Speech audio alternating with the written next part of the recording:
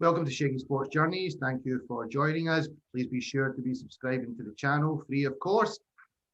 Great guest today. Somebody who I have had the pleasure of playing quite a bit of cricket against from a young age all the way into senior level. Cracking character, great pundit. I'm talking about prolific Ireland wicketkeeper batsman, Mr. Niall Obrien. Nobby, how you doing, mate? Hello, my friend. Long time no speak. How are you, buddy? I'm good, mate. I'm good. Last time I seen you, I'm pretty sure we were playing a game at Stormont, and you were walking on your own to the ground.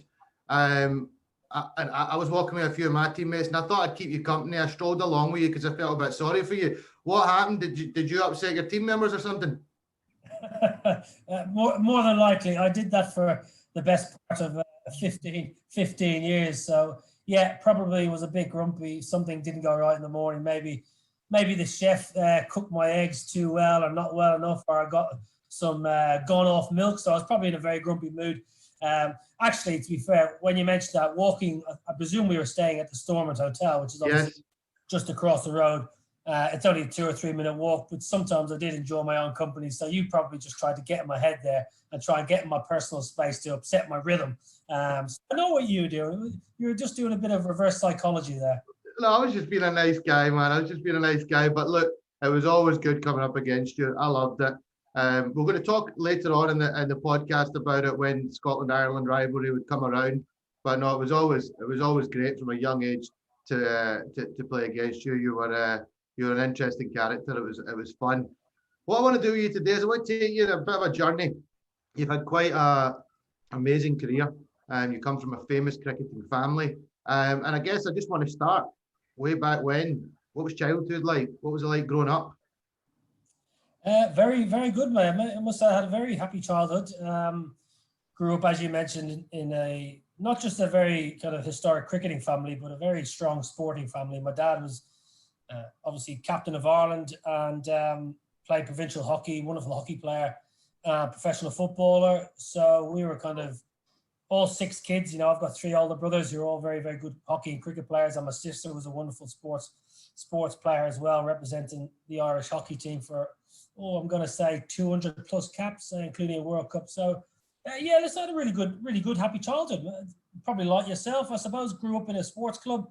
Every minute of the day was spent playing some sport, whether it be cricket, hockey, football, Gaelic or hurling, anything. We just played anything with a bat or with a ball. We were outside. And that was generally the mantra for our childhood, outside, whether it was, winter, summer, autumn or spring, get outside, get active, be sporty. And that's the way we played and that's the way we grew up. So I must say I was very lucky to have what I would say a very happy childhood and one that was littered with sport.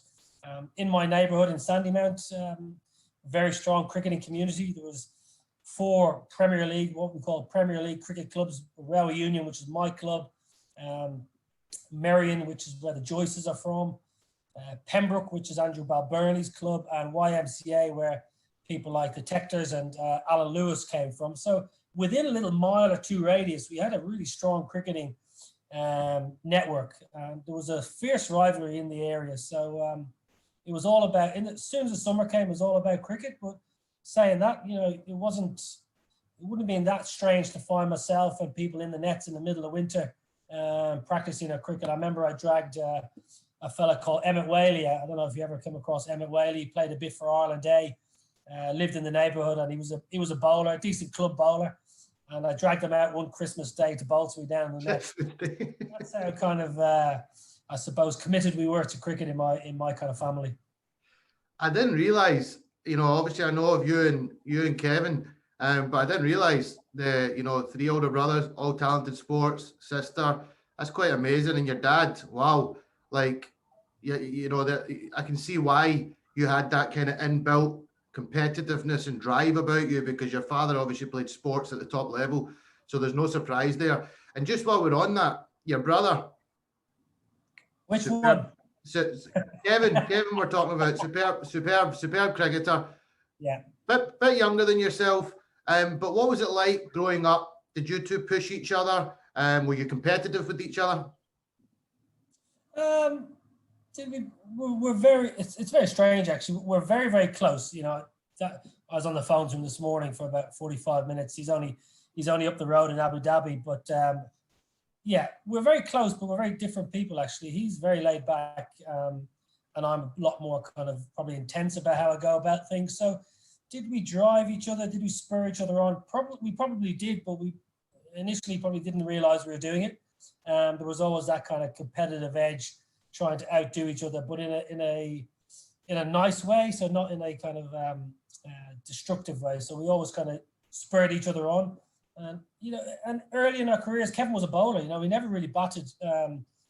He was always a bowler growing up, and I was always a batter and wicketkeeper. So generally, you know, we'd go to the nets and he would bowl and I would bat, and that was the way it was for a lot of our kind of teenage years. So.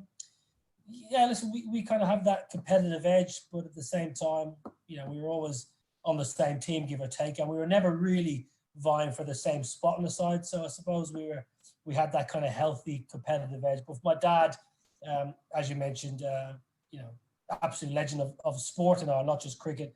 So he was kind of our leader. He was our guru, and that's where we kind of looked to for inspiration, I suppose. Were you always so from a young age? Were you gloving? That was it from early days. Yeah, I was, to be fair, because I wasn't. Listen, I'm still pretty small, but I was always really small, and I wasn't a very good bowler, so I was kind of tossed to keeping gloves from a fairly young age. And you know, my nature and my competitiveness and my spirit, and you know, it actually suits me down to the ground, really, wicket keeping, because I can get in the contest. When I didn't keep wicket, yeah, exactly right. Get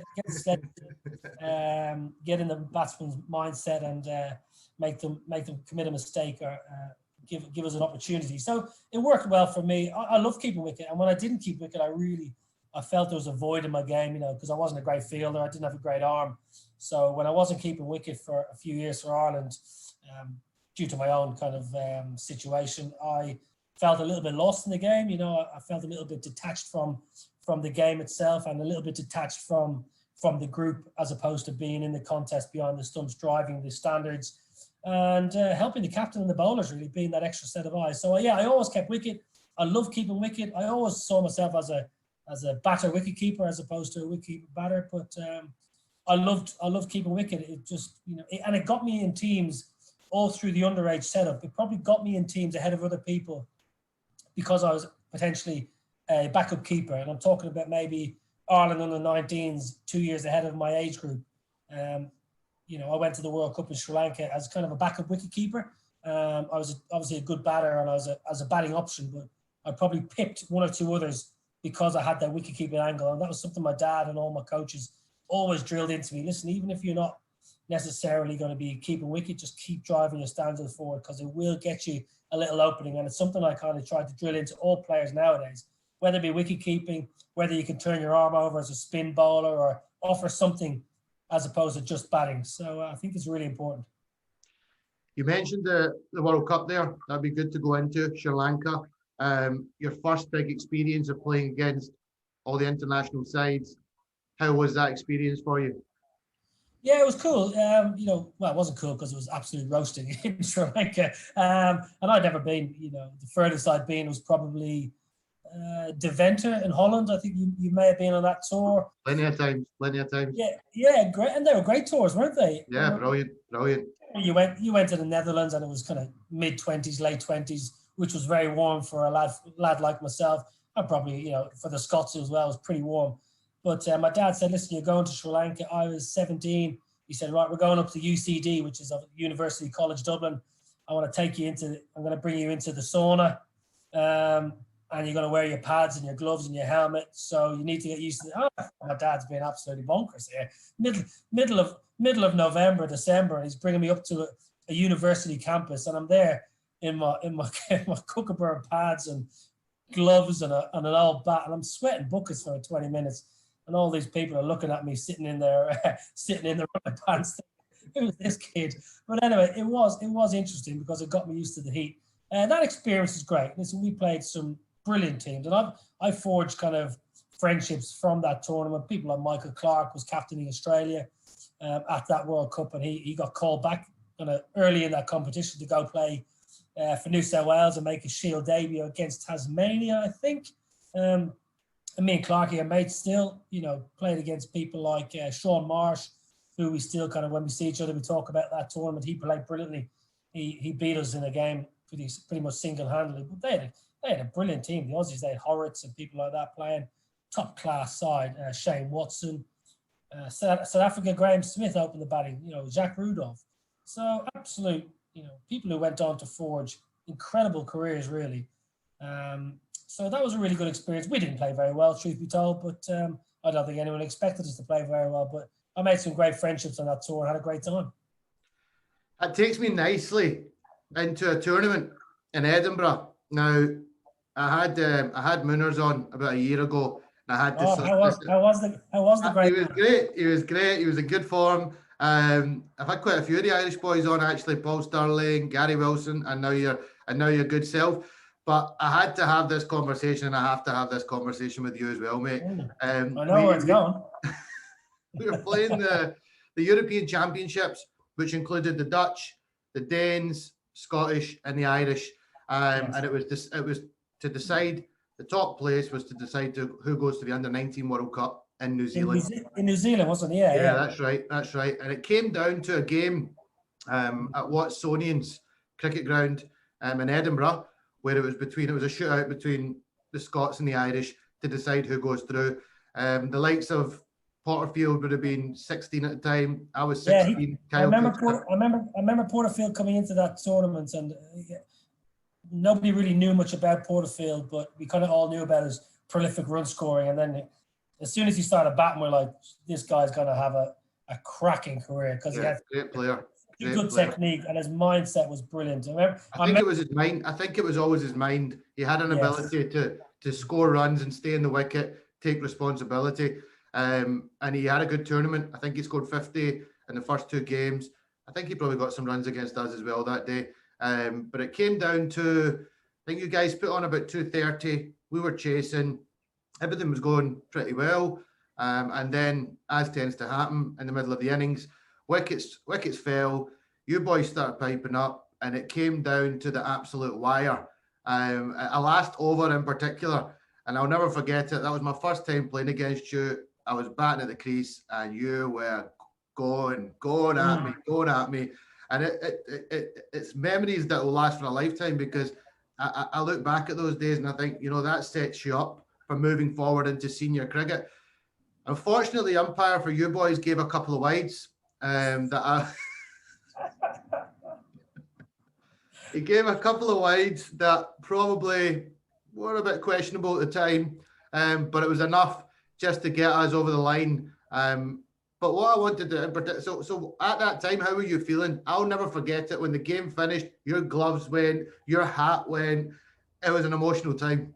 I remember it. Yeah. Am I right in saying you were playing a couple of years ahead of your age group? Would that because I would have been 60. I probably was 16 at the time. Well, you were a little bit like, I think you were, without blowing your own trumpet there, you were a little bit like the Porterfield of Ireland, because you were this kind of young whippersnapper who had, quite an elegant batter and was scoring a lot of runs, and there was a lot of kind of hype, and I suppose not media then in those terms, but there was a lot of chat around the associate game by yourself. So we knew how big a wicket yours was. I think you're leaving out a big bit of that story, though.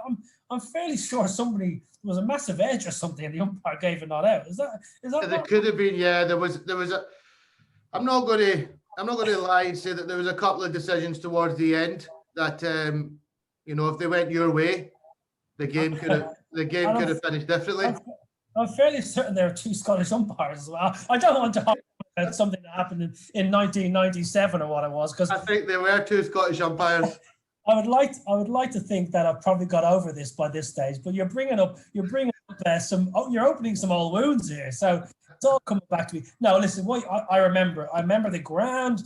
I remember the winning runs, and us losing the game, and I do remember throwing my toys out of the pram, because I think that was maybe the first tournament in a few years that all of a sudden only one team qualified. It used to be two teams used to qualify, and for some reason there was only one team qualifying. So we knew, like, realistically, if you got to the final of those Europeans, you got to the World Cup. But for this edition, there was only one. And listen, I'd never been to New Zealand. I was like, oh, I'd love to go to New Zealand. Looks Yeah. like a part of the world in the middle of winter. Yeah, listen, that was part and parcel of underage cricket and the emotion that goes into it. And unfortunately, the Scots, dare I say it, were just a little bit better on the day. You know what I remember even more so? I remember when the game finished, we were obviously celebrating. You were upset. Mooners was passing a few words, comments here and there. Nothing derogatory, of course, from Mooners. But it wasn't until we got back to, we were staying in like student halls, not Yes, so far away. And I'll never forget, we were sitting down in kind of the lobby area, bar, restaurant kind of bit. And you just came over and sat with us and had a blether with us, and you were smiling, and you'd obviously got back to your room. You were disappointed, but it showed a lot to in your character that, you came down and you spent time with us. And you also, wished us well prior to going to the tournament. Is that important for you? What happens on the pitch happens on the pitch, but it stays on the pitch, and then you come off and you enjoy each other's company? 100%. Yeah, listen, I don't think I've ever carried a kind of transgression or, altercation on a field, whether it be from me or against me. I've generally tried to leave it on the pitch. I reckon I can count on one hand the amount of times that I've probably stepped over the line in my career. Generally it was all, in the spirit of the game, trying to get one over the opposition, and I was generally pretty good at leaving what happened on the pitch. Once I kind of reflected and had a little bit of a strop, I probably recognised, listen, you guys deserve to win on the day. And I enjoy opposition's company. I like going for, whether it be, I'm not sure we were having a beer in those days. We probably were, but probably weren't allowed. So I'm pretty sure someone went down and got us a couple of soft drinks. But yeah, I enjoyed speaking to the opposition. And I had some good mates in the Scottish team.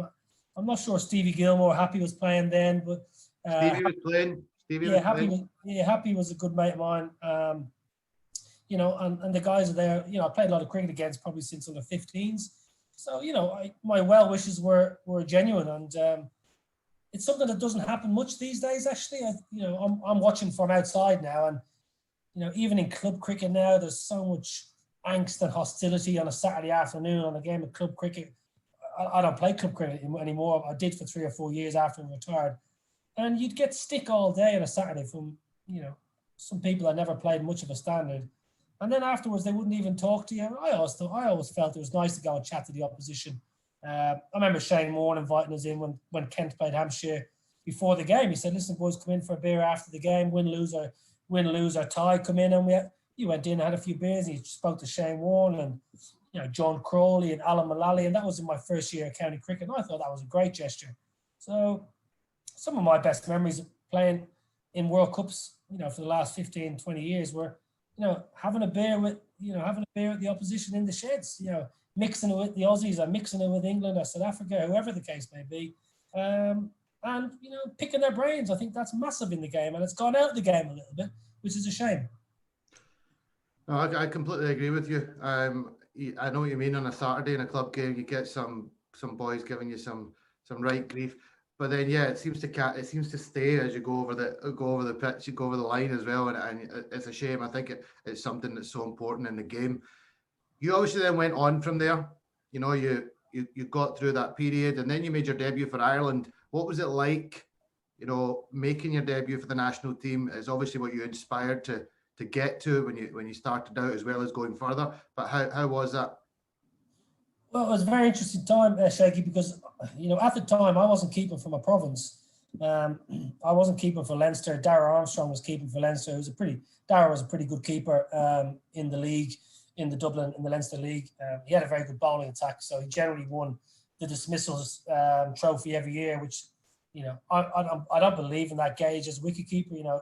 Just because you get the most catches and stumpings doesn't mean you're the best keeper, in my opinion, because you could miss 10 or 15 more chances than somebody who gets less opportunities. But anyway, that's by the by. But Aidy Burrell came in, and I'd been in Port Elizabeth on an academy for 3 months, and Aidy Burrell was coaching Eastern Province at the time, and I was playing a first 3-day game against EP, and played nicely. I think 40 or 50, nothing out of the ordinary, but played nicely against people like Nanty Hayward and Robin Peterson and some international cricketers. And Eddie Burrell just said to me on the sidelines, he said, "Oh, what's cricket like in Ireland?" And I just joked and said, "Oh, it's wet, it's crap. You know, you can't get a good wicket and all this kind of thing." He said, "All right, well, I'm your new national coach." I said, Nice to meet you, mate. I said, "Nice to meet you." Anyway, and I said, "Actually, you're not my national coach because I've never played for Ireland because they haven't picked me." He said, "What? You haven't been picked for Ireland?" I said, "No." So anyway, he flew over in March and he basically gave Andy Patterson, I think, 1 or 2 games. They played West Indies A, I think, in Rathmines, and Patterson played 2 games. Andy Patterson's a nice guy and he was a decent keeper, but you know, never really scored too many runs for Ireland. And Eddie Burrell dropped him for me, and there was uproar.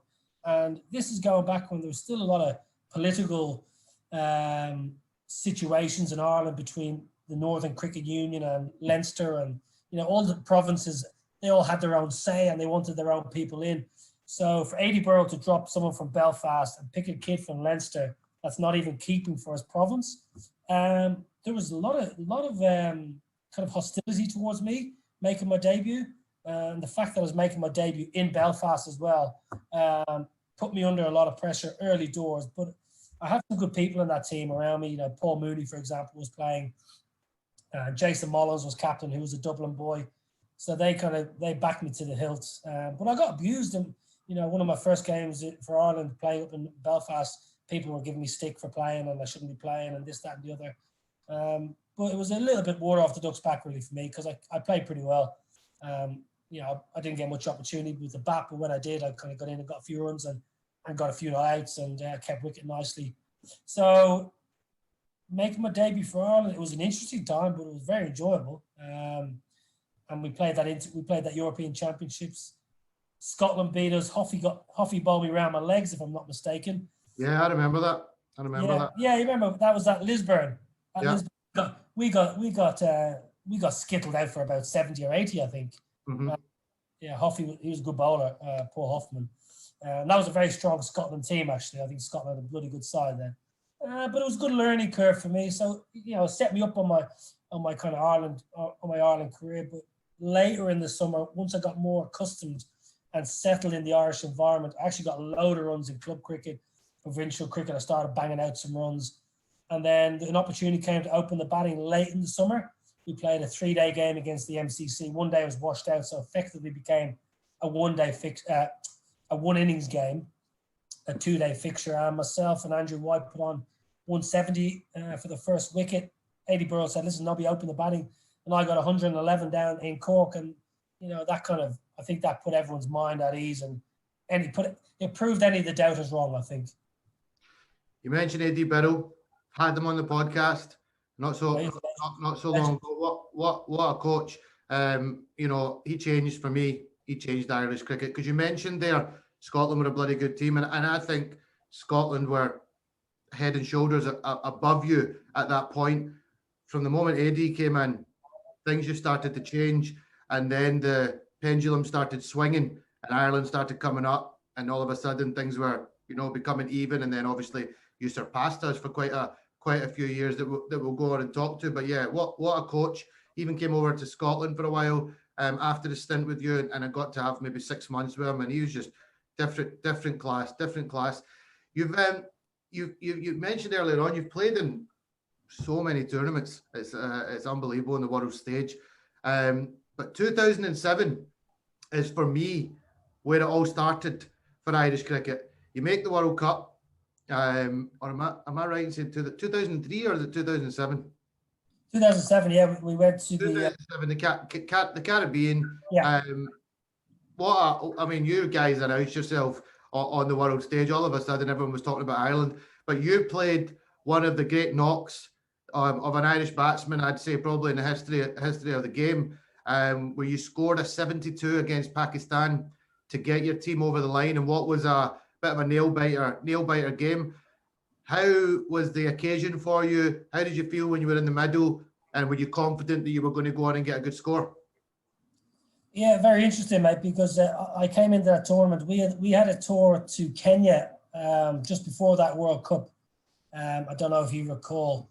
There was a 50-over tournament in Kenya that was part of a qualification period for a T20 World Cup in England. Oh no, South Africa. South Africa. Yeah. And we played very badly actually in Kenya, and we actually had a lot of people get food poisoning. Not that I'm making any excuses, and I played horrific. I didn't get a run. So I went out to the Caribbean in pretty horrific form. Actually, I had no form to speak of. We had 2 warm-up games against Canada and South Africa. I think I got 16 in both games, and I was out exactly the same way in both games, just trying to run the ball down to third man and nick to the keeper. So my confidence was quite low going into that World Cup. Didn't get many against Zimbabwe in the tied game. Day before Pakistan, went to practice. Didn't have a bat in the nets because I was that down in confidence. And I said to Adi Bro, listen, Adi, mate, I'm batting so badly. Like if I have a bad net, I'll get so frustrated with myself. I'll actually just kind of make it even worse for myself. So I did my keeping drills, did a bit of fitness, and there's a picture of me somewhere on the internet, and I'm standing in the middle in Sabina Park with bat and gloves and my baggy blue hat, and I'm just visualizing my innings the next day. So that was kind of my preparation. Woke up, I probably got an hour of sleep the night before the Pakistan game. I was notoriously a bad sleeper before a big match. I used to get quite nervous the night before, tossed and turned all night. Before you know it, it's 6 a.m. and you've got to get up because the games over there start pretty early. So I remember drawing back the curtains, Paddy's Day, and it was black outside. You couldn't see the trees 20 yards in front of you out the window. It was dark and it was drizzly, like Ireland and Scotland on a winter's day, just drizzle or mizzle, whatever. A horrible looking morning anyway. And we got to the ground and the covers got pulled off and the wicket was lime green. And I mean, you couldn't get more Irish conditions. Cold, damp, drizzle, green pitch. Must have been like that. We were rubbing our hands together. Pakistan had lost to the West Indies, I think. So we knew we got a tie against Zim. We knew if we won this, Pakistan are out. So all of a sudden, we win this game, we're through to the Super 8s. Unless Pakistan lose to Zimbabwe game 3 and it's a net run rate job. And the reality is Pakistan aren't going to lose 3 games. So we know if we win today, we're through. So I remember saying to the captain, TJ, I said, TJ, if there's one thing you do today, mate, you win that toss and ball. Because if you win the toss and ball, we've got a right chance here. And he did. Big TJ, super cricketer, smashing captain, won the toss, and we bowled out of our skin, actually. We got the ball in the right area, nibble, seam, call it what you'd like. Boys had it on a string, apart from, I think Boydie bowled about 15 extras, but apart from that, he bowled well. I think we gave Pakistan 32 extras. What was your opener called again, the outswinger? David Langford-Smith. That's the one. Big lanky. Well, he nicked off Imran Nazir, first over, feather, happy days. Ireland are up and about. We caught everything, Porterfield caught a good one at point. Trent caught one over his head. I caught an inside nick off Kev, standing up, a bit of a juggler.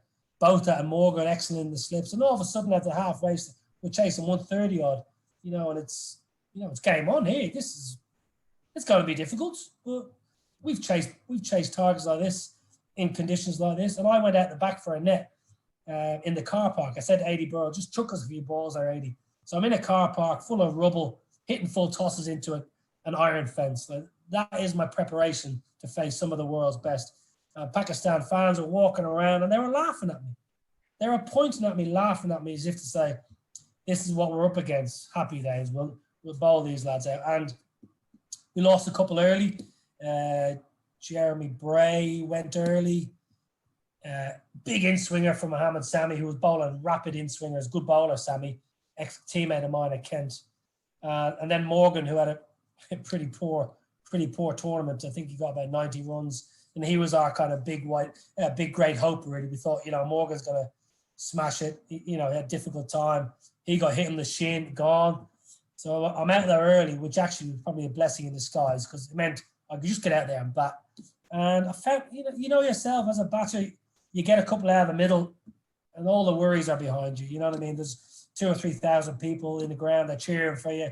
And I love the big stage. So, all of a sudden, as Kyle McCallan used to call me, the peacock was back. The chest was out and, the strut was back. I was hitting them down the ground and boom, short and wide. And all of a sudden, I felt like my old self. And I was very proud actually, because it was a difficult wicket against a world-class bowling attack with everything on the line. And my only regret really is I didn't see the game home. I just hit a big six, a beautiful shot, down the ground, and it's clever bowling actually by the off spinner. We only needed 20 to win. He rushed me a bit, and I should have pulled away and regathered myself, but I thought I'll go again here. Rush of blood, ego, and I ran past it and stumped by a mile. So still 20 to win. Kev's at the crease, plenty of batting left. But before I've got my pads off, there's two more shouts from the middle. McCallan's gone for a duck, Andrew White's gone for a duck, and all of a sudden we're right in it. We still need 20 to win, and with TJ at the crease and Kev, but thankfully the big Kev showed his maturity probably where I didn't, and that's what I'm alluding to earlier on. Kevin, very laid back character, didn't play to the occasion, just kind of went about his business, whereas I was kind of trying to win it in a hurry and trying to kind of stamp my authority and show my kind of passion for the occasion. And Kev just went about his business, and Trent Johnson obviously finished it with a big six over Cow Corner. And that was a brilliant win because it put Irish cricket on the map. I think there was 12 or 13 amateurs in the squad, 2 or 3 pros. So, everyone all of a sudden knew about Irish cricket, and, it set us on the pathway for the next kind of 4 or 5 years, I think. No, and a big party as well. As you mentioned, it was Paddy's Day. So I'll never forget the scenes. It was, the Irish were taking over in the Caribbean. And good on yous. It was inspiring to watch as a Scotsman as well, even though we had a rivalry, but to see a fellow country who are quite similar to us, like you said, amateur, look, not many professional cricketers under contract, to achieve something like that was inspiring beyond belief. So, brilliant memory. But the memories just keep coming for you guys in the World Cups. I'm a bit jealous, to be honest. I've always felt like we've just fallen behind in that front. But you go into the 2011 World Cup out in India, and one of the great victories of all time, your brother, I'll never forget it. I came home from work that day, kind of middle of the day. Ireland were in trouble, and I was updating my scorecard, and Kevin O'Brien was going from 30 to 40 to 50, and I'm thinking, bloody hell, game on. Got back just in the nick of time to be sat in front of the TV with about probably 70 or 80 to win, and I say it was fun to watch, but the English fielders' faces as the game got tighter and tighter was just amazing to watch. I mean, they obviously thought 300 plus, these boys have not got a chance. What a memory for you, and how proud for you as well to see your brother do something like that, score 100 against England in the World Cup. Yeah, well, your comment about the English faces is spot on, because they were like rabbits in the headlights, really. When the game went against them, they just didn't know which way to turn, and they were looking around for inspiration, and nobody was there to give it to them. You mentioned 320, but you got to remember, from our perspective, we'd been there a while, and we knew how flat a pitch it is at the Chinnaswamy in Bangalore. But still, 320 odd back then, 10 years ago now, it's a big score. It's a big score. Yeah, but what Phil Simmons and what he drilled into us at the mid-innings break, he said, boys, we're going to win this. We're going to try and win it. And I'm not being disrespectful to Scotland, and I will say Scotland or Canada or some of the other associate nations at that time. I reckon some of the other associates wouldn't have tried to win that game. They would have tried to have a good innings and finish on a respectable 260, 270 for 8. Maybe I'm wrong, but I definitely think the mindset from Ireland at that stage was different than the other associate nations. And we had belief in ourselves, the likes of Sterling and our batting lineup, that we could win it. So Phil Simmons said, listen, we're going to try and win this. If we get bowled out for 160, I'm not going to hold it against anyone in this dressing room. What I don't want to see people playing cautiously and us ending up 20 or 30 short and sitting in a hotel going, what if? So, with that, when you've got that kind of the imprimatur, I suppose, or the, that confidence from the coaching staff to say, listen, go out and do your thing. You're good enough to chase it down. It does give you a few extra inches. It does make you grow that little bit taller and give you that little bit of belief. And we had players in form as well going into that game. So, we were probably a bit reckless, truth be told. Porty drags on first ball of the innings off Jimmy Anderson. That can happen. Sterlo clubs a few beautifully, then holds out in the deep. Joycey runs past when well set. I get to 20 yard fairly comfortably and have a massive hoik across the line, cleaned up by Swan. But it was the confidence that we had, right? Keep going, boys. Keep going, keep going, keep going. A little bit like the England kind of team have now in 50 over cricket after their kind of awful 2015 World Cup. Owen Morgan said, boys, keep going, keep going, keep going. If someone gets out, the next bloke goes. And that was our kind of mindset in 2011. Myself and Joycey were sitting in the sheds, cursing our luck a little bit. Terrible shot, ran past from the air. Me, I had a bloody filthy hack across the line, bowl cleaned up, awful. And then all we heard from the kind of viewing area was, great shot, Kev. Shot, Kevy. Keep going, Kevy. And we're thinking, what's going on here? And then I think it was probably Andrew White or maybe Nigel Jones, one of the 12 men, ran in and said, Nobby, you got to get outside. Kevy's on 49 not out. I said he can't be. He's only been out there 20 minutes. Outside just as he brought up his half century, and boom, that was me. That was sit down, watch this game. And it was an incredible knock. Everything he tried, pretty much everything he tried came off, whether it be a delicate shot or a powerful shot over mid-wicket or lofting, the pace bowlers over extra. I think, if I'm not mistaken, Matt Pryor dropped him on a fairly routine catch, top edge running over his head. But at that stage, England, as I said, they were nowhere then. And the only shame, I think, a little bit like probably me in Jamaica, was that Kev wasn't there to see it home, because that would have been just, the icing on the cake. 113, and obviously left it a little bit short. But then, as you mentioned earlier, John Mooney, one of Ireland's greats and one of my favourite teammates of all time. Forged another good partnership. Alex Cusack was brilliant, had a good game for his 40 odd. But I was, in a way, John Mooney, was nice that he was there at the end just to clip that one through mid-wicket and win the game for Ireland. So that was an incredible, incredible game. And I think, in hindsight, and as much as I would love to say the game against Pakistan was the biggest moment in Irish cricket, I think without the Pakistan win, Bangalore wouldn't have been possible, because what that win in Jamaica did, set in the platform and the professionalism for the next 4 years. But I think what 2011 in Bangalore did, it opened up fans from all over the world and Ireland to think and represent and recognise that Irish cricket is here to stay, and Irish cricket is going in one direction, and that is the right way. So I think Kevy's knock and that win in Bangalore was absolutely the biggest moment in Irish cricket. No, I think so. It'd be hard to, apart from probably now as well, playing Test cricket, which was massive, which we'll talk about. T20 World Cup as well. You had a really successful T20 World Cup in England, I believe, and you seem to find a good formula with the ball. You standing up, and you guys had some really, really good wins. You qualified. You got to the latter stages of that tournament, didn't you?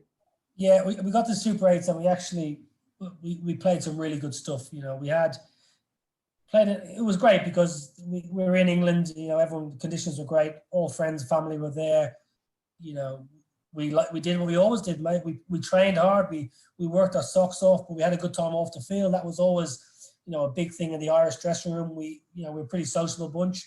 There was never kind of curfews. Well, it's not like the Irish to be sociable. Yeah, exactly. Well, I think it's important. You go, you let your hair down when the time. And we had a good attack. We had me up to the stumps, Trent Johnson bowling 82 mile an hour, nibbling it on a shoestring. Big Boy Rankin was our enforcer, I suppose. Someone who was a bit different. Cusack nibbling it. Horrible to face. Cusack, Kevy doing a little bit. Kyle McCallan, who I think was a wonderful off spinner. He could have had a long career in county cricket if he wanted it. And we had a new bowler, Regan West from New Zealand, very good left arm spinner. So we had kind of most bases covered. And I found some form. That game against Bangladesh, myself and Kev played well. I got 40 odd off 20 odd balls, and Kev got 30 odd off 16 balls. So to get us over the line, the one that kind of really upsets us are The one that got away was Sri Lanka at Lords. You know, we bowled them out or restricted them to 130 odd. And, you know, even against an attack with Malinga, Matthews, Mullaritharan, and so on, you should chase it down. And we came up a little bit short. Myself and Porterfield played well, you know, for a good partnership. Not sure what we put on, maybe 50 or 60. Probably a little bit slow. We were about just probably around a run of ball. And John Mooney played well at the back end. We just gave ourselves a little bit too much to do. So that was a game that would have been nice because Sri Lanka obviously were a top-class team in that World Cup with Dilshan, who was player of the tournament. But that was a really good, enjoyable tournament, T20. For Ireland since then, it hasn't gone too well, actually, in T20 cricket. And it was something I addressed yesterday in the captain's meeting with Andrew Balbirnie. You know, there've been few and far between the wins in T20 World Cup, and this is an opportunity to try and get to the latter stages again.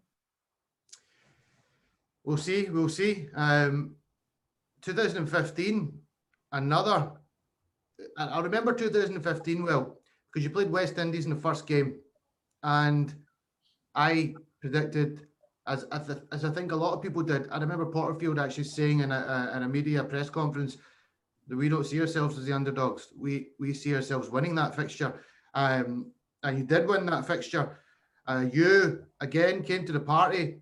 Strike rate went up, big man. You know, you maybe pumping a couple of weights before that game. 79 off 60 balls. Crucial knock.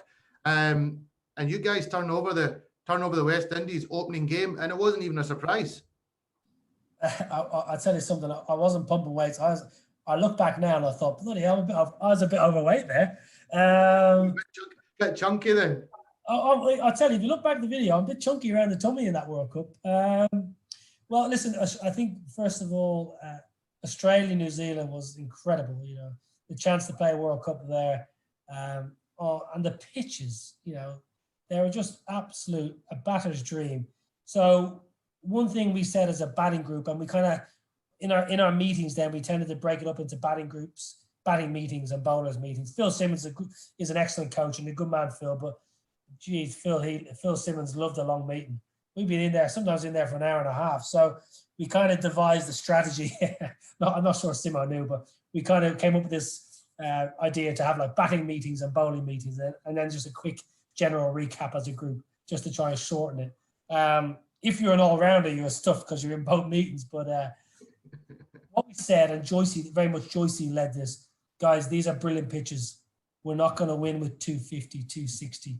We need 300 plus. So all our prep was, 300 plus. And in Nelson, that game was in Nelson, lovely part of the world.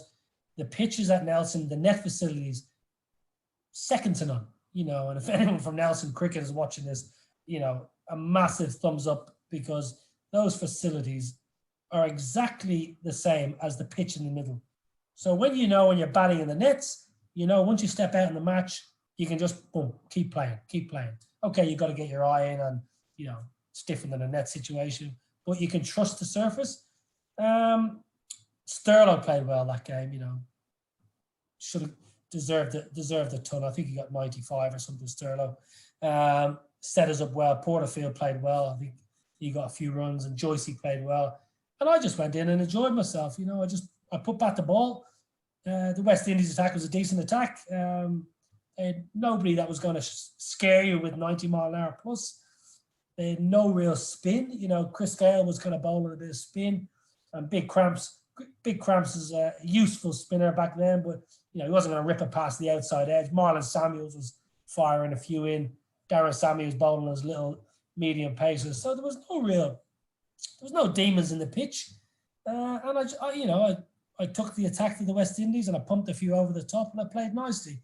And I was delighted that game that actually stayed to the end and was there when the winning runs were hit, because, as I mentioned before, it's 8 years previous, but I still had Sabina Park in my mind and I didn't want to leave it to somebody else.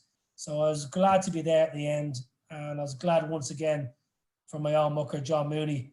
I think he headbutted one over the wicketkeeper. I think it was leg buys or off his shoulder, but we didn't care. And I've got a lovely picture of myself and John. A photographer sent it to me. Me and John embracing arm in arm. after the winning runs are secured. And it's a lovely, lovely moment for me and John, because we played cricket since we were 11 or 12. And he's one of my closest pals in the cricket community. You know, that bloke has been through a lot, both on and off the field. And for me and him to be there at the end, I think it was a lovely moment for people back home as well, because it was two Dubliners, two Irishmen, just doing it for the country and, you know, doing it with a smile on their face. No, listen, came a long way since that game in Edinburgh. Watching you boys doing things like that on the world stage was, like I said earlier, inspiring to say the least. You went on, you came up against Pakistan with a chance to go further in the tournament. And I remember rightly, I'm sorry, but I was supporting the other team that day because as you can see from my complexion, where's your, you just talking about how you were proud and you wanted on, you know, you saw Ireland, Scotland, and then you're going against us. I'm a Scottish Pakistani, so born in Scotland. My father is from Pakistan, so I'm very in touch with the Pakistanis. So this World Cup coming up, for instance, it'll be Scotland, followed by Pakistan, depending on how each of them do. But if I remember rightly, Sarfraz Ahmed played a very, very good knock against you, scored 100. But for Pakistani cricket, it was do or die as well. It was a high pressure game. Yeah, listen, you know, I don't mind saying it, because I said it at the time. I think I said to William Porterfield, listen, mate, if you win the toss, you got to bowl first here, because even though it's a day game and it's going to be hot, you know, Adelaide is hot and the pitch is flat. There's nothing in the pitch. But I just felt for Ireland, if you look back at the history in the last half an hour we've spoken about, Ireland's biggest wins have come chasing. Pakistan we chased, England we chased, West Indies we chased, Bangladesh in the T20 World Cup 2009 we chased. We were a good chasing team. And I think William won the toss and batted first. We put up a decent score. Porty got 100, but I was really, really, I felt really kind of angry or aggrieved at the time, because I thought our best chance was to chase that game. Now, listen, I wasn't part of the management. I was a batter then. I wasn't keeping wicket. So I just went about my game, but I voiced my opinion. Obviously, it fell on deaf ears. We batted first, and we didn't get enough runs, and they strolled home. And it was a stroll, because it was a bit embarrassing in the end, because Umar Akmal was playing out maiden overs because he didn't want to get runs. So Sarfraz Ahmed had enough runs to get 100. You know, it was pretty pathetic cricket actually in the end. And it was a pretty sad end actually. You know, I don't believe in that kind of mentality. I don't, you know, if there's 10 to win and your partner needs 10 for his 100, you know, if I go out and hit a 4, and you know, that's the way it is. If you want to get your 100, I won't intentionally go out and try and not let you get your 100, but there's no way if I'm batting with someone, I will literally block out ball after ball, maiden after maiden, and let my partner get 100. So I felt from Pakistan's point of view, yeah, you won the game. I think it was done in bad taste. But from my own point of view with Ireland, I think we made a mistake that game. And it's still a bit of a bugbear for mine, because I'm not saying we would have chased down any score in Pakistan, got and won, but I just thought that was the best chance we had. Yeah. And I remember the game well, and I remember Umar Gill doing that. Actually, refresh my memory. That was, village cricket. It's not what you want to see on the international stage. But again, another great campaign. It's like you were just improving as you went along. Something I wanted to touch on is you've had a phenomenal county career. You started off at Kent, a couple of years there, went on to Northamptonshire and finished up at Leicestershire. How was that experience for you? How was it to maintain a professional contract for all those years? Great achievement. Oh, I loved it. I really did. You know, it was never really an aspiration growing up to play county cricket, but, you know, my dream was to play for Ireland, you know, first and foremost. And then, you know, when I started getting a bit better and started kind of playing a bit more, I suppose, kind of representative cricket, I came up against lads who were playing county cricket, and you would have done the same. And these lads were no better than me, you know. So I thought, you know, I can have a crack at this. So it was when I went to Port Elizabeth for a 3-month camp that Ricky Clark was there, who obviously was playing for Surrey. Scott Newman was there, who was playing for Surrey. There was a couple of guys playing for Sussex. Paul Hutchinson, who was from Yorkshire, left arm quick and went to Sussex. They were all playing county cricket, and I thought these guys aren't any better than me. So, with the help of Aidy Burrell, who had just taken over the Ireland coaching, he put me on to Kent. I had a week's trial, and after a week's trial, they offered me a contract. And I suppose it's safe to say I never looked back, and I loved county cricket. I loved going from city to city, ground to ground. 4-day game one day, then onto a 40 over or 50 over game, a T20 game, playing in front of crowds, playing at test match grounds. I loved it. Kent, I had 4 years at Kent, and I made some brilliant friends, and I played in a very strong team at Kent. People like Joe Denley is, friend for life, Geraint Jones, Rob Key. And then I had 6 years in Northants when I really, really enjoyed it. We had an excellent team.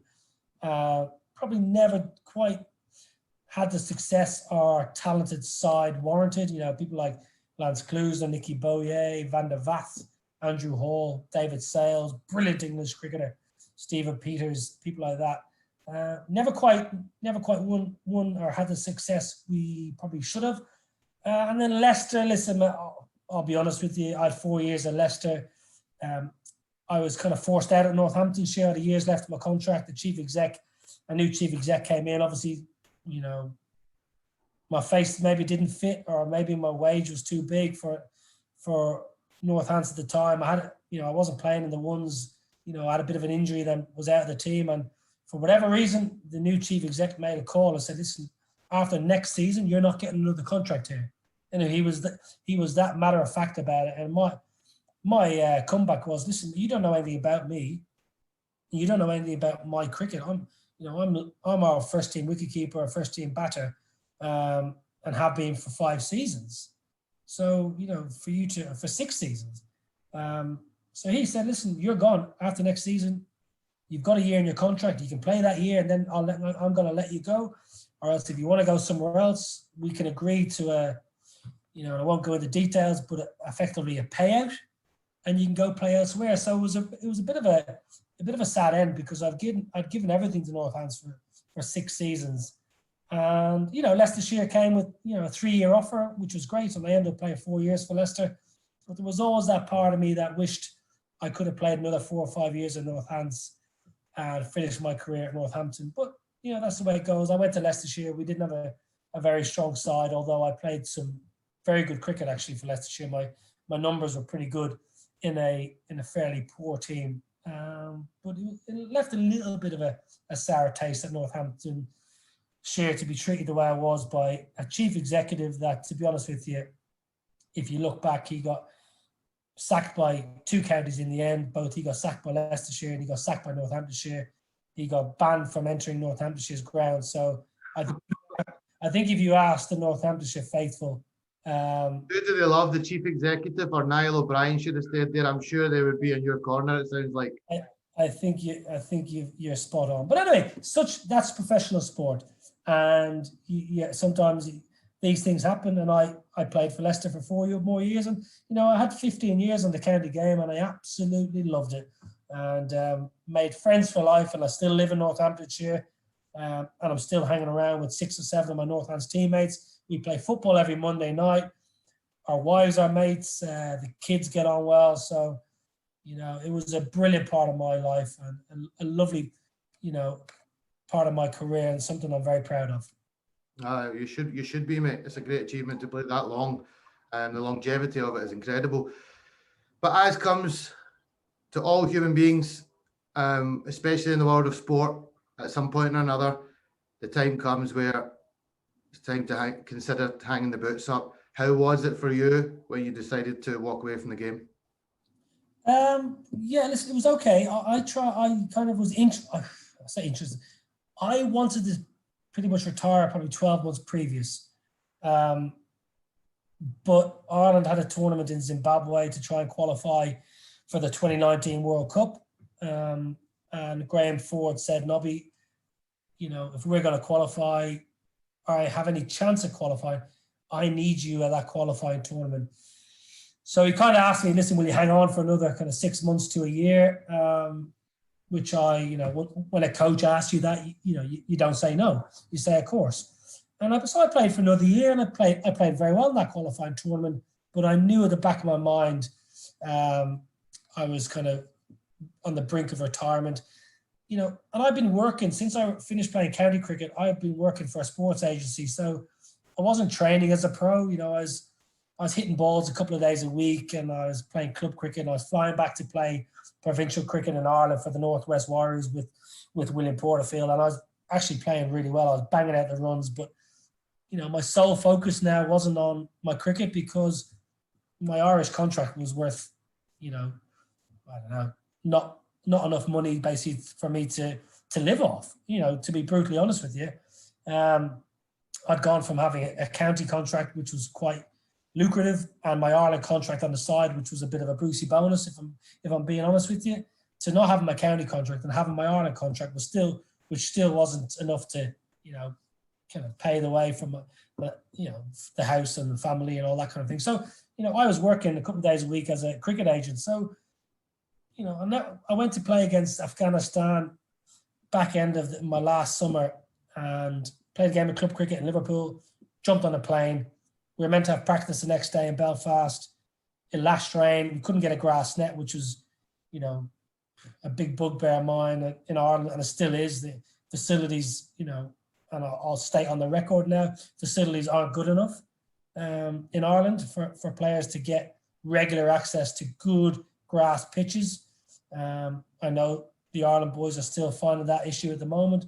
And I'm going to prepare against Afghanistan, who've got the best bowler in the world in Rashid Khan.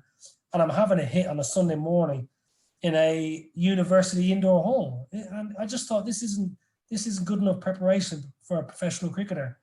And I went out against Afghanistan. Ian Gould was umpiring, I think. I didn't get many runs. And Gunnar was a good judge of character. You probably come across Gunnar, Ian Gould. I was at the non-strikers end, and I think it was game 2 of a 3-game series, maybe, or game 1 of a 2-game series. And he said to me, "Nobby, I'll buy you a pint later on." I said, "Okay, cool, yeah." Because me and Gunnar were mates, and we arranged to have a beer in a pub not far from the Stormont Hotel, actually. And he said, "How you going?" I said, "I'm not far off finished." He goes, I could tell. I said, "Could you?" He goes, "Mate, you look like you're done." I said, "Gunnar, I'm done, mate." He goes, "Nobby, if I got one word of advice, if you think you're done, and call it a day." So, that was the back end of the summer. And then myself and Richard Holdsworth, the performance director, he flew to England, and, Ireland hadn't qualified for the 2019 World Cup. I was coming towards the end. I felt like I was probably done in my own mind. I think Cricket Ireland wanted to go in a different direction. So I called time on my career, and, I was at peace with it. It was difficult, of course it was, but that was October. It's not easy because my son was 2 weeks away from being born, and all of a sudden I've lost or retired from professional cricket. I've got my agency work, but it's not huge earnings. So, all of a sudden there's a little bit extra pressure. But I was at peace with my decision. The only time I felt a little bit upset was fast forward 5 or 6 months. I was in Rome watching the Six Nations, Ireland, Italy. Had a few jars on me. And it was the first week of pre-season for all the counties. And I remember sitting in the bar in the hotel, and I broke into tears to my Mrs. Bex and one of my good pals and his partner. And they were like, "What's wrong? Like, what's up?" And I was like, "I should be in pre-season now. If I was still a cricketer, I'd be outside hitting balls now." So there was that little kind of, a light went off going, actually, Nobby, you're no longer a pro. Whereas maybe for the 4 or 5 months in the winter, I'd maybe kind of forgotten about it whilst it was the off season, as it were. So, I got over it pretty quick. It was a moment I had to have probably to kind of air my kind of disappointments or air my concerns, or maybe just to get the weight off my shoulders. But, generally 99% of the time I was at peace with my decision, and, my next career has gone on from kind of strength to strength from there. I don't think it's ever an easy decision, is it? You only knew one thing for best part of 20 odd years, 20 plus years. So that time off, like you say, for those 3-4 months, you were probably, the penny didn't drop. It's like maybe when somebody loses somebody in their life, you know, it takes time sometimes for it to set in that they're not around anymore for different things that you would normally do. So I can appreciate why you felt like that at that stage. But listen, things that you very much stayed in cricket. You mentioned your cricket agent stuff, but as a pundit, I'm very impressed with what I've witnessed from you. I think you're excellent. They seem to the public seem to have taken a liking to you as well. You're mixing shoulders with a lot of the greats of the game and doing some excellent work. How's that been for you?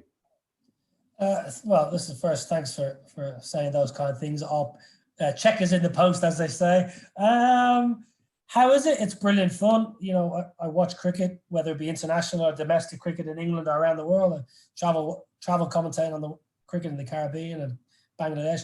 I love it. Like, I'm a cricket badger. I love cricket. I adore the game.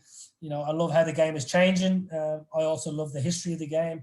So for me, commentating on cricket and talking about cricket seems to come naturally, and I think people at home, I've got a good understanding what your average Joe, watches a game of cricket wants to hear. They don't want me to be over analytical. They want to hear character because they know that's who I was as a cricketer. So I think my character as a kind of fun-loving kind of bloke who's a bit cheeky, but also someone who gets cricket and gets the fundamentals of the game, I think that comes through. Like David Lloyd gave me some good advice very early, and he said, "Nobby, just be yourself.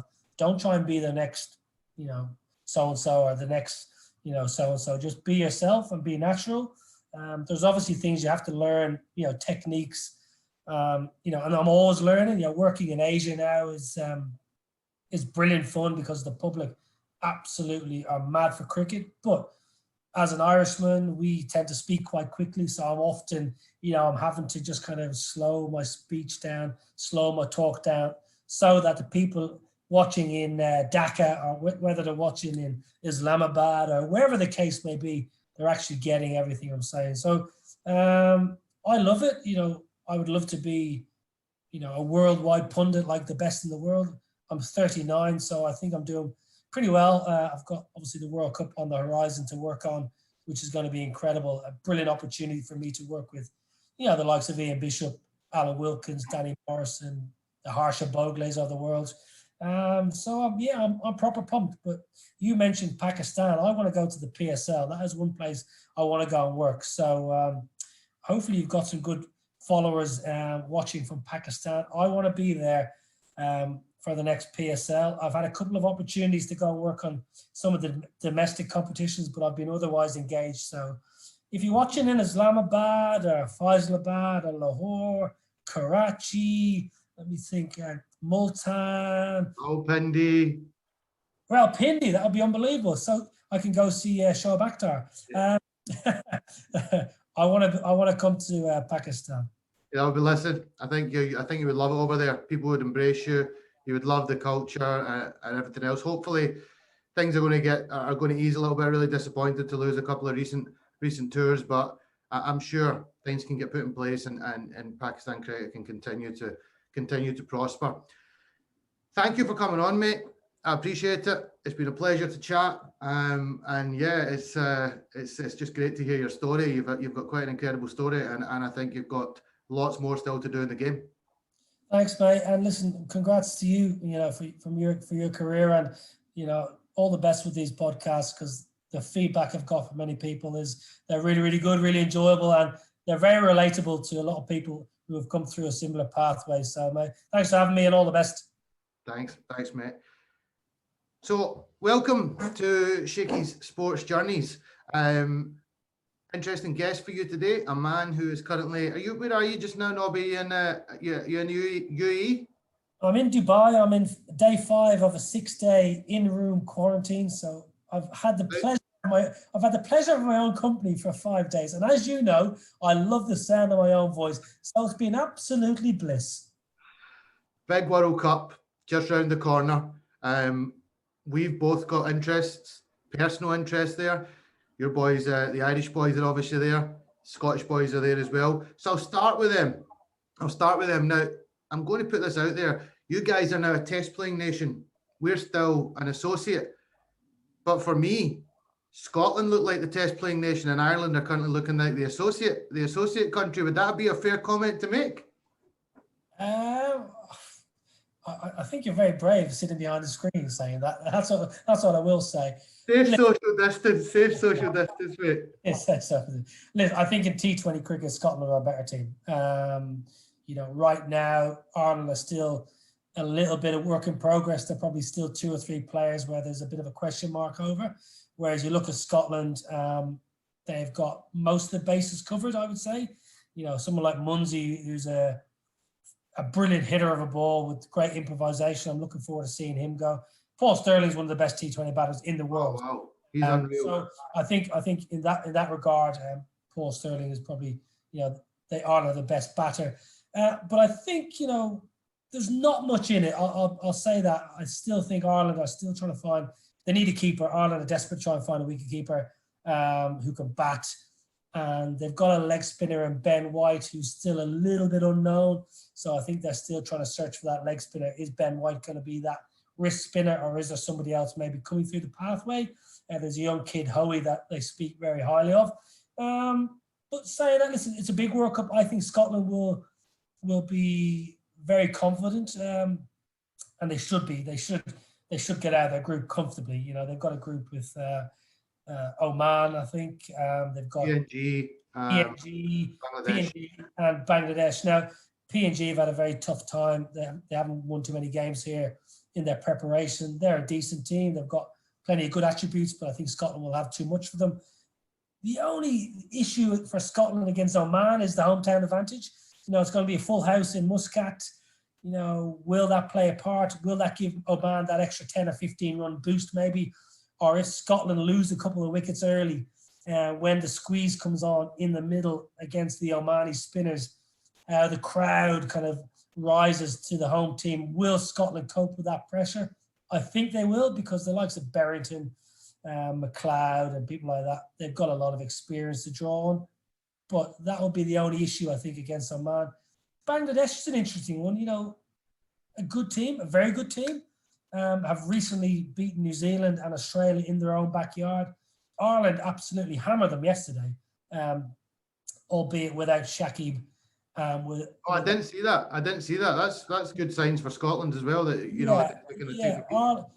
Ireland absolutely smoked them. I think Ireland won by about 30 runs, maybe. Ireland got 170. Gareth Delaney got 80 not out, hit 8 sixes, and Bangladesh never got going. I think they got within 30. Now they didn't have Shakib, so obviously Shakib that's 4 overs, probably 2 for 20. Realistically. You're not going to smack Shakib out of the attack. Very, very few teams do, especially on the pitches over here, as the IPL has shown. And he's probably going to pick up 1 wicket, maybe 2. So all of a sudden, that kind of brings Bangladesh maybe a little bit further away. But Scotland shouldn't fear Bangladesh. I think Bangladesh will get through the group as winners, and I think Scotland will come runners-up. Now, for Ireland, they got Netherlands first up. Probably the best Netherlands side of all time. They've got 4 or 5 quicks they can pick from. Van der Gugten, Van Meekeren, Brandon Glover bowls rapid. Logan van Beek, excellent bowler. They've got Fred Klaassen, who's done well in the Blast and done well in the 100 in England. So they've got 5 quicks. They don't need 5 quicks, but they've got 5 quicks to pick from. When you think all back through the last 20, 30 years, when have the Netherlands had 5 excellent quick bowlers to pick from? There was Schifferly was good. They've had the other guys down the years in previous years, but never have they had this much experience. So they brought back Roloff van der Merwe, excellent cricketer.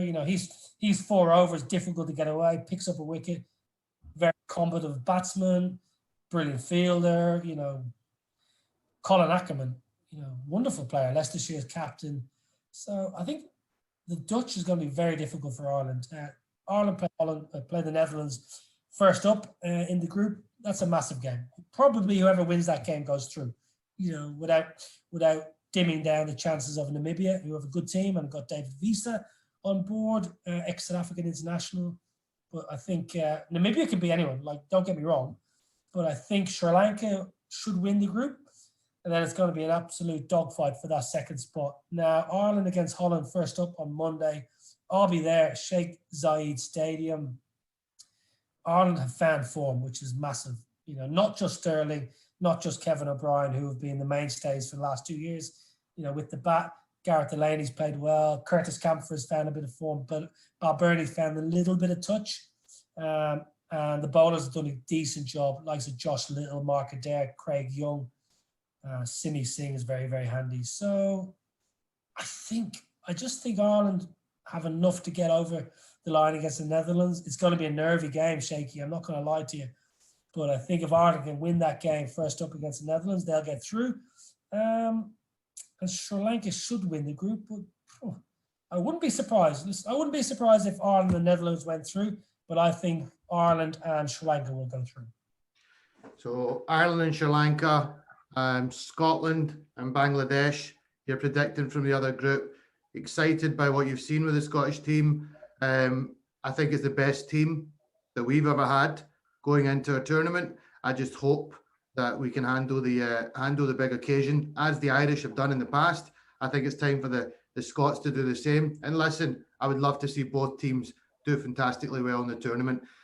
What's your predictions for who's going to win the tournament? Yeah, well, listen, echo your sentiments about wishing both teams go through, because I do generally back Scotland. I think the belief thing for Scotland's massive. Going back on tournaments before, I just always looked at Scotland and I've got some good mates in that Scotland team. Kyle Kurtz is a good mate of mine, played with Northants. I always looked at Scotland in World Cups when we were in the World Cups, and I knew we had the belief, but I always looked at Scotland and I just always thought, looking at Scotland in the back of my mind, they didn't back themselves. I think that mindset has changed now. So I think Scotland have that belief in themselves now. And that little bit, I call it a bit arrogance, a bit of cockiness to go out and do it. So I think Scotland, they've turned a corner over the last few years. Shane Berger's done a good job as coach. Who will win the tournament? I think England are going to win it. I've said it 12 months out. I think England have an unbelievable cricket team. Owen Morgan's a brilliant captain. Showed that in 2019. He's not in great form himself, Owen Morgan, with the bat here at the IPL. He's having a pretty difficult time. IPL final tonight, I think. KKR in that against Chennai. They've got Adil Rashid, brilliant leg spinner. They've got Mo. They need Mo to bowl offies. Liam Livingstone can bowl both, and Liam Livingstone is probably one of the cleanest strikers of the ball in the world at the moment. Butler can open. Bairstow can open. They're never out of a game, are they? Like Milan can open. You could get England 6 or 7 down and they can still win the game. That's what's really dangerous about them. Yeah, they haven't got, obviously Jofra's not here, Stokesy's not here. Jofra's a big loss, a gun fast bowler. But I still think they've got enough. Tyrmel Mills has come back absolutely incredibly well. He's been brilliant in domestic cricket in England. So he's a left arm option. Sam Curran's got injured. Is he going to be a big loss? Potentially. But I still think I favour England. I think they've got enough. And they've got the know-how to get the job done. 2019's been massive for them. India will be thereabouts, of course. Pakistan, like you follow Pakistan cricket, who knows? They never know. They changed their team a few days ago, so who knows which Pakistan team will turn up? It wouldn't be Pakistan without a little bit of chopping and changing going into a tournament. But as you know, they could still turn up and win it. 100%. I think Pakistan, correct me if I'm wrong, I think they're ranked number 3 in the world. Yeah. So, we shouldn't be dismissing Pakistan whatsoever. In Baba, they've got a brilliant captain, a brilliant batter who can anchor an innings well. It's just whether they've got the firepower around Babar. Rizwan is a brilliant cricketer, excellent keeper. I would go out on a limb and say he's probably the best wicketkeeper batter in the world. Across 3 formats, we watched him keep in the Test series in England. He was exceptional. Not so long, 2 summers ago, brilliant with the ball wobbling around. He adjusted to conditions better than any overseas keeper I've seen in a very long time, and he's a brilliant batsman. He's done so well as a batter in the PSL. Shoaib Malik's back. Yeah. The veteran, the legend. Benjamin Button. Yeah, but I tell you, if you look at Shoaib Malik, he's as fit now as he was 20 years ago. He doesn't have a great, I might be mistaken, but I don't think his form of late is anything to write home about. It's a bit controversial, his selection. I've been seeing. Yeah, but he can still club a few over the ropes at the back end, and then as a bowling unit, they've got some match winners. Shine Shah Afridi, probably the best left armour in the world. Across three formats, Mitchell Stark is brilliant, Trent Bolt is brilliant, but Shine Shah Afridi is someone who can blow away a top order. So, and in this World Cup, you need wickets in the power play because the batters are going to try and take advantage because the pitches are going to be slow. They're going to be low. Once you get past that 6, 7, 8 over mark, it's going to be difficult for batters. So, as a bowler, if you could take 2 or 3 out early, which Shine Shah Afridi can do, you're right on top. So listen, Pakistan can do it, but I think England are going to win it. I think so. I think it'd be hard to look past England winning the tournament. Listen, it's been a pleasure. It's been a pleasure. Anyone listening just now, this was a T20 World Cup preview with Niall Obrien. But prior to this, we recorded a podcast on his cricket journey and his life to date, which will come out probably in a couple of weeks' time. I'm really excited to get it out. It was phenomenal to listen to. But listen, thank you very much, my friend. I'll catch you for 2 seconds at the end, but much appreciated. Absolute pleasure. Anytime.